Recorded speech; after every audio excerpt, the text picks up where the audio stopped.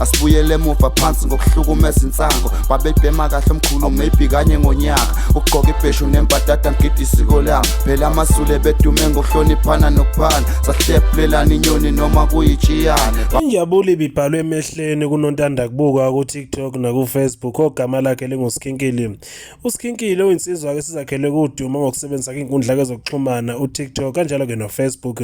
Injabulo ke ibibhalwe emehlweni emcimbini umbuso wamaciko obukade kuse workshop eThekwini osukunikelwa izolo lo mcimbi okungumcimbi kaGame iwona ke obukade kuqashe kuSkinkili ekuthenini kazoba ke ngu-MC. uSkinkili kulo mcimbi ubonakale nangezenzo zakhe ukuthi ke nembalo uyakuthokozela futhi uyakujabulela kuba ke kulo mcimbi kuSkinkili ubehambisana ke nomodelikazi ngalesi sikhathi ke bekumele angene ke ngaso. Yena ke nomodelikazi bebekade ke bekhona uSkinkili phakathi kwabaculo bekufanele ukuthi ke ababize stage kufakwa phakathi kumthandeni lona kokusolakala ukuthi ke sengazi ukuthi kuchemeke ngakuyena noma kusohlangothini ke lwakhe. uSkinkili utshengise ngokusobala ukuthi ke nembalo uyakuthokozela ukuba ke kulo mcimbi kubonakala ngeperformance yakhe abekade kenza ngalesikhathi ke kungena kumthandeni igcoka melisha amanqayelo. uSkinkili uhluleke nokuzibamba ukukhombisa ukuthi kuyakujabulela ukungena kwalensizwa kuswakaleke shaya ke isisororo tso tererete yasho yavungama inkundla ke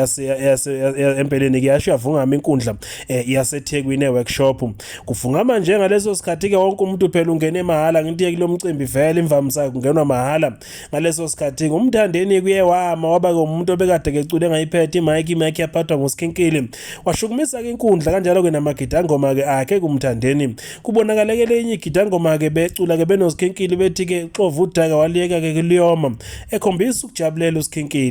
uSkinkili ungomunye waba onontanda kubukwa ke osethathwa ke njengomuntu ke njeke bakithi ke osezingeni abanye ke bathe kuSkinkili kuyofanele ukuthi angawuyeke lo shoni wakhe wokuthi kaxokiza ngendlela yaxokiza ngayo inqubo nje uma ngabe ke ondla ikhaya ngoba kubalekile nakho konke ukondla ke ekhaya ukuthi kulale kudliwe ekhaya. Omunye kuze washo wathi ke inkinga ke mayilana ke no cash send uma ngabe ucash send ungenile waphinde wathumela nje ke lapha iphini okuyiyona yona uSkinkili nawe ngakwenzela ke lokho. uSkinkili uphuthume ke page ni ke lakhe ku Facebook wabhala ukuthi ke bawusala nenkinga basale ke abalo kubemsola ngokuthi ke usohlangothini likaMthandeni ngoba noma ngabe ngibani oyobe mangabe kuyikuthi ke